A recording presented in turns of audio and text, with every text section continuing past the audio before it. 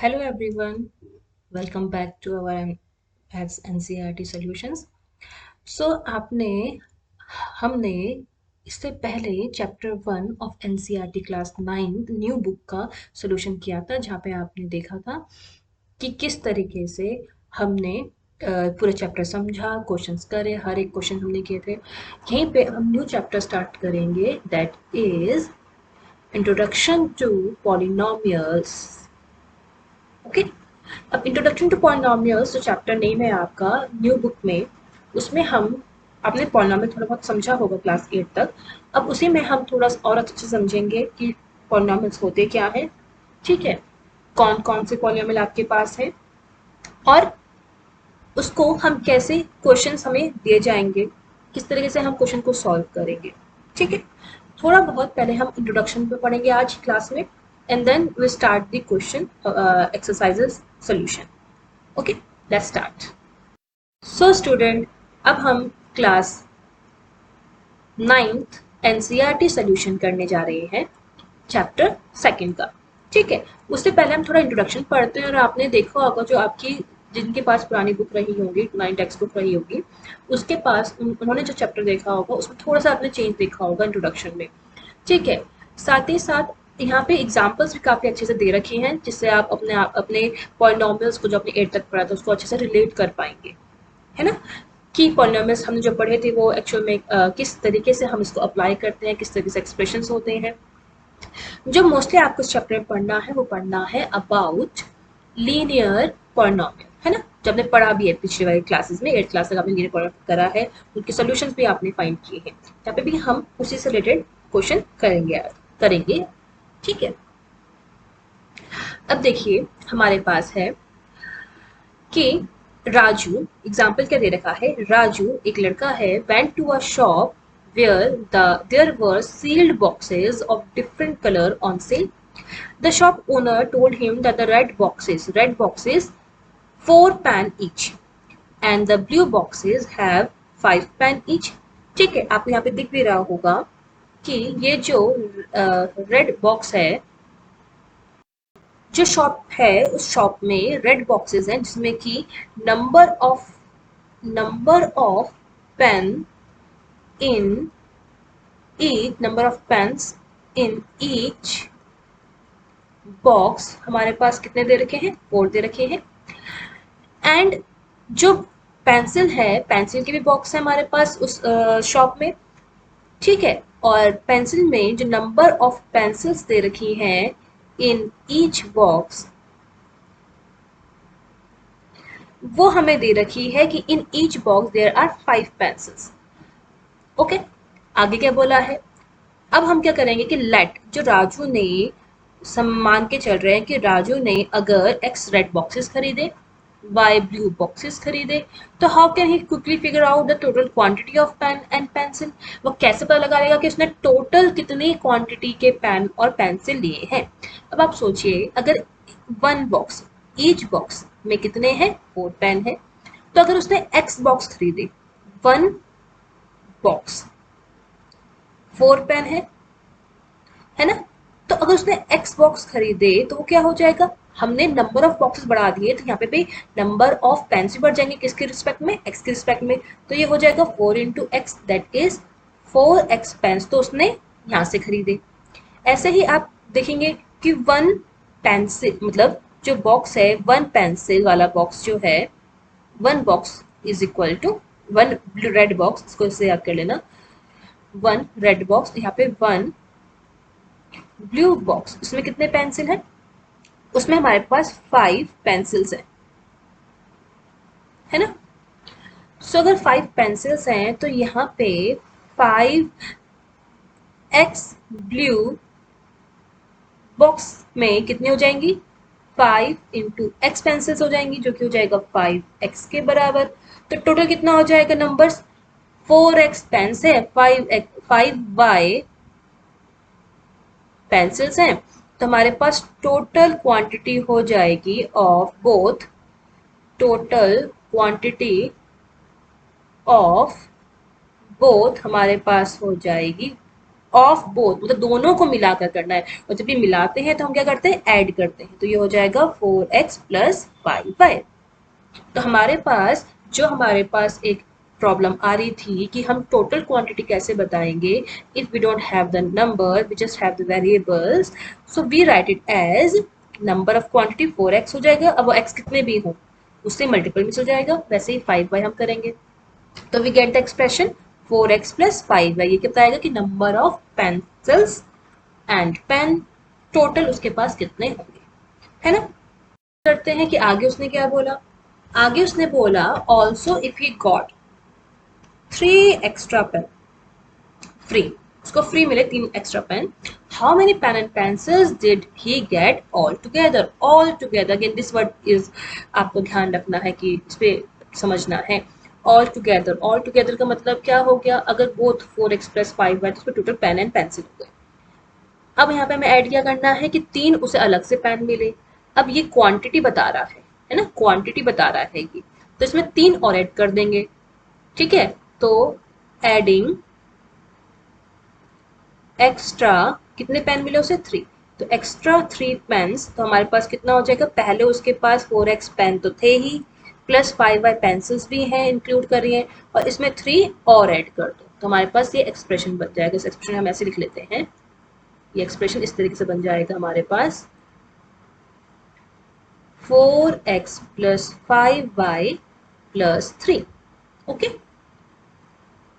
Now तो यहाँ पे हमने करा क्या, हमने एक रियल लाइफ सिचुएशन, जो कि राजू एक बच्चा है, वो शॉप गया, उसने इस तरीके से खरीदा, तो यहाँ पे हमें एक एक्सप्रेशन मिल गया। इस एक्सप्रेशन को ये हम बोलते हैं लीनियर पॉलिनोमियल। बस यहाँ पे ध्यान रखना है कि यहाँ पे हमारे पास दो वेरिएबल आ रहे हैं, दो वेरिएबल आ रहे हैं ना, एक्स हो गया जो कि पेन को दिखा रहा है, पेन नंबर ऑफ बॉक्सेस, और वाई हमें दिखा रहा है number of boxes of pencil.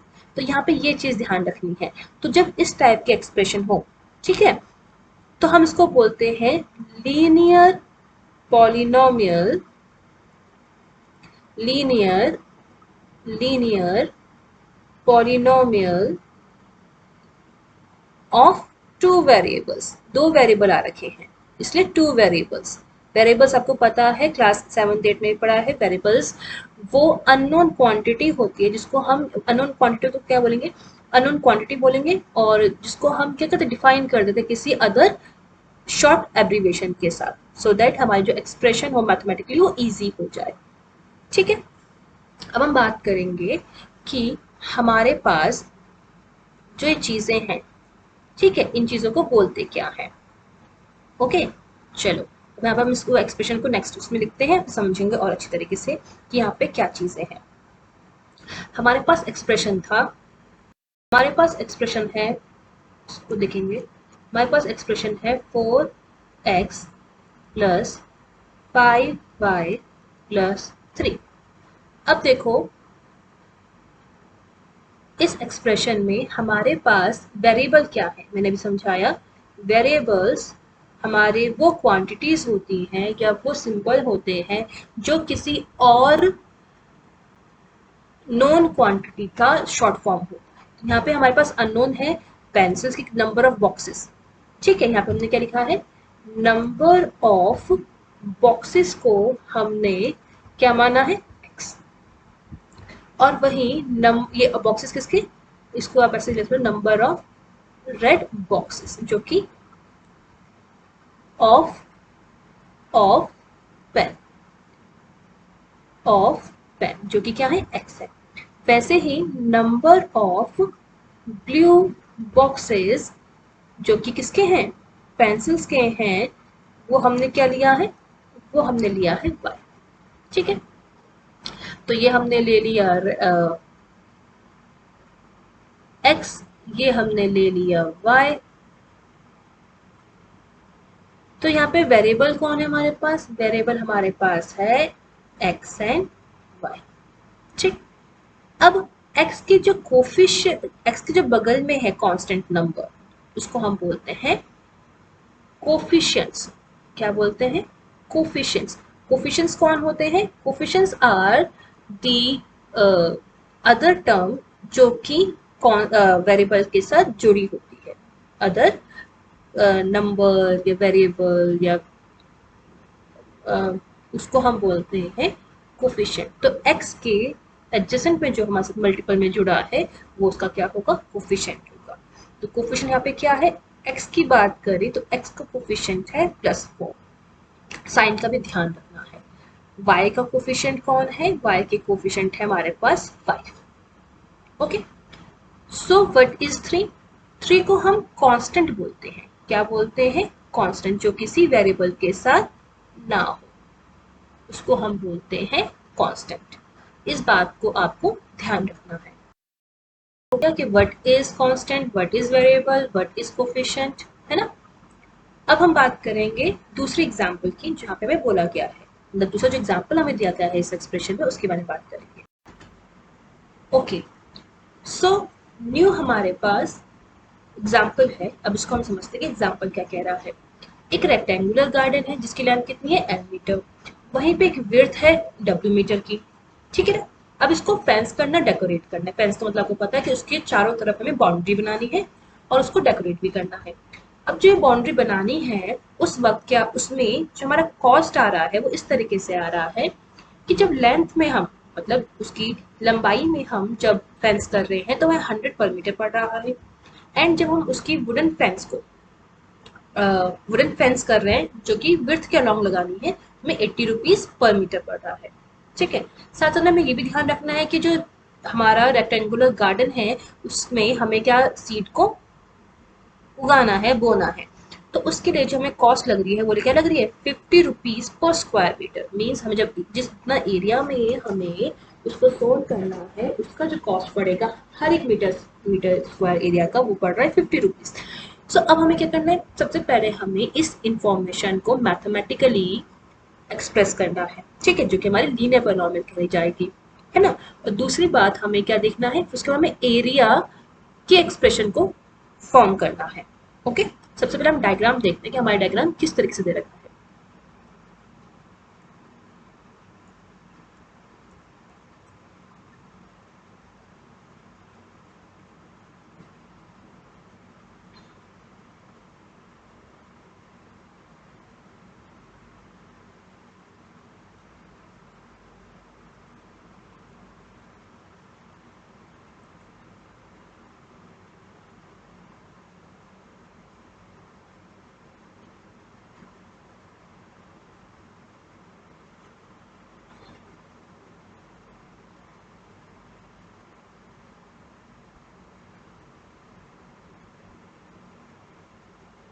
तो जो मैं करना चाह रही थी अब यहाँ पे देखिए क्या हो गया।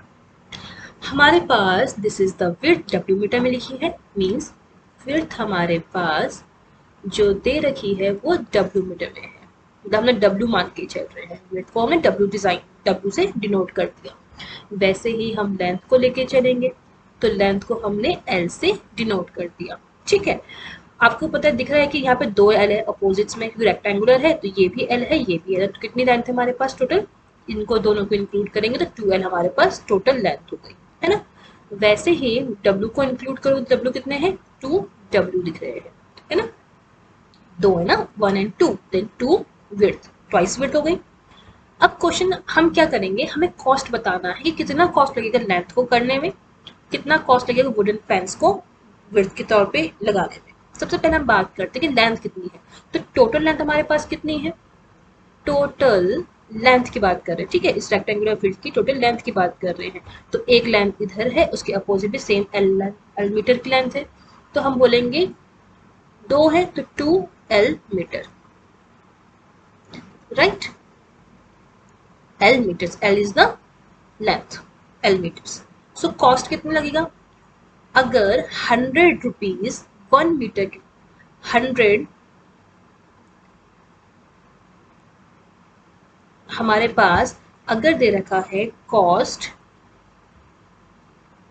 रुपीज 100 पर मीटर के हिसाब से हो रहा है। तो यहाँ पे लेंथ कितनी है, लेंथ है टोटल 2L। तो 1 मीटर की अगर 100 है तो कॉस्ट ऑफ टोटल लेंथ हमारे पास हो जाएगी 100 मतलब 1 मीटर की एक मीटर की इट इज 100, देन 2 L मीटर की हमारे पास हो जाएगी 100 into 2L, right, unitary method, तो it will be 200L, right. अब हम ऐसे ही कॉस्ट ऑफ किसकी बात करेंगे, cost of width, cost of width थी 80 रुपीज, तो 80 रुपीज अगर हमारे पास है तो हम पहले देखेंगे टोटल विड्थ कितनी होगी। तो टोटल विड्थ हमारे पास कितनी होगी, ऑब्वियस है, दो हमारे पास W मीटर्स की विड्थ है, तो एक 1 + 1 विल बी 2, तो यहाँ पे हो जाएगी 2W मीटर्स की हमारे पास टोटल लेंथ हो गई विड्थ की, है ना। अब अगेन सेम बात, विड्थ की कॉस्ट कितनी है, एक की कॉस्ट मतलब 1 मीटर की 80 रुपीज है, so cost of total cost of total width वो कितनी हो जाएगी हमारे पास, it will be cost 80 rupees के हिसाब से कितना टोटल विड्थ की लेंथ है 2W, so it will B 2W, तो कितना होगा 160W, मतलब विड्थ की जो असाइंड वैल्यू है इनटू मीटर्स। ठीक है, इसको मैं मीटर्स लिख लेती हूँ ताकि कंफ्यूजन ना हो। नाउ अब हमें करना क्या है, तो cost of wire fencing along the garden length it will B, कितनी आई गार्डन लेंथ की टोटल कॉस्ट हमारे पास आ जाएगा 200L, मतलब 200 लेंथ रुपीज। ऐसे ही cost of wooden fencing along the garden width हो जाएगा रुपीज, इट इज 160W, ये भी ठीक है। अब है cost of sowing seeds through the entire garden depends on the area, area पे डिपेंड कर रहा है। सो एरिया कितना होता है, अगर हम ये रेक्टेंगुलर फील्ड है तो एरिया होगा लेंथ इनटू ब्रेथ, लेंथ कितनी है L, ब्रेथ कितनी है B, एल सॉरी ब्रेथ कितनी है हमारे पास, उसको हमें डिनोट करा है W से, तो W। अब ये तो LW का एरिया हो गया, लेकिन उन्होंने बोला था कि कॉस्ट ऑफ सोइंग सीड्स, अब एरिया कितने रुपीज के साथ जा रहे हैं 50 रुपीज 1 मीटर स्क्वायर, यहाँ पे कितना एरिया आ रहा है L into W metre square, यहाँ पे आ जाएगा 50L W। तो एक और बात ध्यान रखना, इंटू को हम अगर किसी के साथ वेरिएबल एंड कांस्टेंट में हम बिना मल्टीप्लिकेशन से भी हम उनको डिनोट कर सकते हैं, ठीक है। तब वो बोला गया है टोटल कॉस्ट, टोटल कॉस्ट कौन सी, लेंथ में जो फेंसिंग करने पर कॉस्ट लगी है, प्रिंट फेंसिंग जो विड्थ में लगी है उन सबको ऐड, प्लस जो एरिया में ऐड, एरिया में जो हमने सीड को बोया है उसकी लेंथ, उसका टोटल कॉस्ट, इन सबको मिलाकर कितना होगा, तो हम बोलेंगे 200 for length, 160 for width and area के लिए 50 length LW, this is the total cost. तो हमारे पास इस एक्सप्रेशन को हम बोलते हैं algebraic expression for the total cost, और इसी तरीके से बहुत सिंपल फॉर्म में हम अपने कोई सी भी प्रॉब्लम को एल्जेब्रिक एक्सप्रेशन में लिख सकते हैं, और इस चैप्टर में आप इसी को पढ़ेंगे और इसी को समझेंगे, ठीक है। आपको जितना भी मैंने बताया है समझ में आया होगा, अगर नहीं भी तो आप मुझसे बोल सकते हैं कि again I'll explain it to you again, and this is the introduction to the polynomials. We will solve the question from the next video, and thank you for watching the channel, thank you for watching the classes. I'll bring all other solutions to the next videos. Thank you.